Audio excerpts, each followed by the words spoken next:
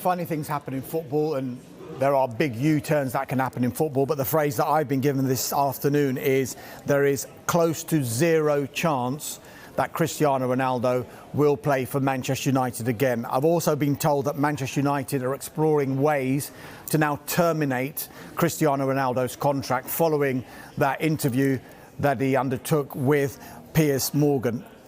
It's clear that United, with their statement this morning, that they initiated appropriate steps with regard to this Cristiano Ronaldo saga, but they haven't put a time frame on the process. That said, it's thought they want it done, I'm told, cleanly and as quickly as possible and in as dignified a way as possible. That's so as to minimise any kind of disruption for Manchester United in the second half of the season, but more immediately there's a respect towards Portugal. They don't want this dragging on throughout the whole of the World Cup and it being a cloud hanging over Portugal's World Cup campaign. Now, it's clear now that Ronaldo wants to leave Manchester United.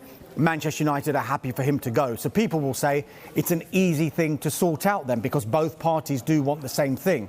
But we're talking about one of the biggest contracts in the history of sport here, hence why United are looking at the legal ramifications of a contract termination.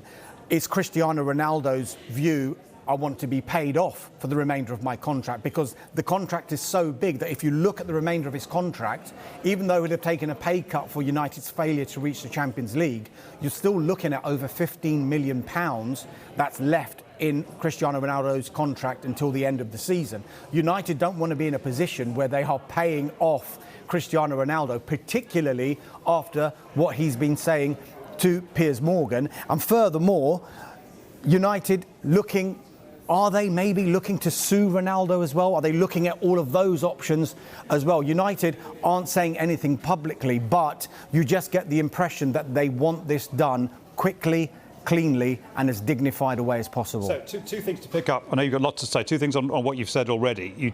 Not disrupting Portugal. So you're suggesting they're hoping to get it done really quickly, like before Portugal play at the World Cup, in the next 6 days? No time frame on it, but not to disrupt Portugal. It's I mean, that look, quick, hasn't it? if United had their way, I'm sure they would get this sorted out this evening. It's not that easy, given the player that we're talking about and the size of Cristiano Ronaldo's contract. But it is clear that they do want it done very, very quickly to minimise disruption. And there has been massive disruption from everywhere. I mean, if you look back at Sunday, the Super Sunday game, Fulham played Manchester United, and in the 3rd minute of injury time, 3rd minute of stoppage time, Alejandro Garnacho, 18-year-old, scores his first Premier League goal for Manchester United. In any other circumstances, for the rest of that week, you'd be talking about this kid. Instead, within 2 hours of that game finishing, all of the attention has gone away from Garnacho, who, by the way, idolises Cristiano Ronaldo, to Cristiano Ronaldo and this interview with Piers Morgan. And we interviewed Gary Neville yesterday, and I'm sure if Ronaldo had his time again, would he maybe have delayed all of this interview process, maybe just to give someone like Garnacho the praise that he maybe deserved after that winning goal, because it seems to have all been forgotten in the mess that's ensued with the Ronaldo interview since. OK, here's the other question that arises from what you said. Is it therefore not the case that we have to wait for a club to say, yes, we want to take Ronaldo and pay him whatever he wants? Are you saying that before that happens, United are looking to just simply, to put it politely, get rid of him?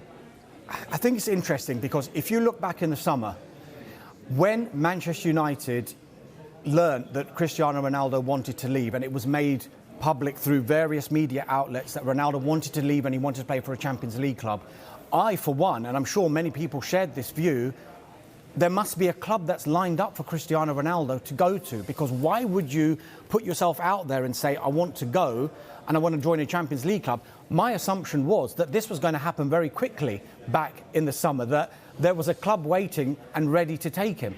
But as far as we're aware, there were no official offers to Manchester United in the summer for Cristiano Ronaldo, apart from the one that came from Saudi Arabia, which he mentioned in his interview. Now, would United have allowed him to go to Saudi Arabia? Yes, they would have allowed him to go, but it's Cristiano Ronaldo who didn't want to make that move. So yes, they do want this done quickly. Is there another club? I'm sure Cristiano Ronaldo's representatives will have been working day and night, not only in the summer, but ahead of this January transfer window as well, to find him a club that will suit him and maybe where he can play Champions League football. If the contract is terminated, by definition, it would make it easier, because in the summer, Manchester United had had him for a year, and when they signed him from Juventus, people forget that there was actually a transfer fee involved in the Cristiano Ronaldo deal. They paid close to £20 million for him, so they didn't want to be in a position where they let him go for free, number one, or maybe on loan, because we know how these loan moves work, particularly